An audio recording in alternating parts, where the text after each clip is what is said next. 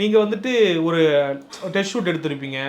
முத்துராமலிங்கர் ஐயா வந்துட்டு எப்படி இருக்காரோ அந்த மாதிரி உங்களை வந்துட்டு இருக்கீங்களா அப்படின்னு பார்க்குறதுக்கு.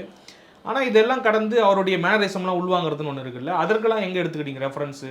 ஐயா பசும்பொன் முத்துராமலிங்க தேவருடைய வீடியோக்கள் பார்த்தீங்கன்னா ஒரு 4-5 வீடியோ தான் இருக்கும். நம்ம எல்லாம் பார்த்துருப்பேன். அது பிளாக் அண்ட் ஒயிட்டில் சிலது இருக்கும், சில தேஞ்சு போன மாதிரி இருக்கும்.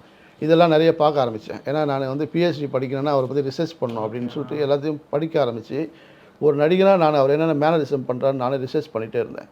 இது போக இந்த படம் நடிக்கிறப்போ நிறைய பேர் வருவாங்க. ஐயாவோட நாங்கள் வாழ்ந்தோம், எங்கள் அப்பா வாழ்ந்தார், எங்கள் பெரியப்பா வாழ்ந்தார், அவர் பேசுகிறப்போ இப்படி பேசுவார், அவர் மேடை பேச்சு பேசுகிறப்போ இப்படி பேசிட்டு இப்படி செஞ்சிட்ருப்பார், அவர் நடக்கிறப்போ பெண்மை கலந்து நடப்பார், இப்படி சில விஷயங்கள்லாம் சொல்கிறப்ப நான் அதை உள்வாங்கினேன்.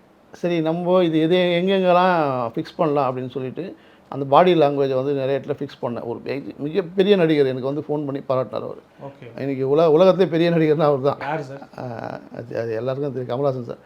அவர் வந்து என்னை இப்போ பார்த்துட்டு ஒரு இடத்துல உடல் மொழிகள்லாம் நீ நல்லா பண்ணியிருக்க அப்படின்னு சொல்கிறப்போ எனக்கு பெரிய அங்கீகாரம். சாரே கால் பண்ணி சொன்னார். நான் நேரில் பார்த்தேன். நேரில் நேற்று தான் பார்த்தேன். எனக்கு பாராட்டி பேசினார்.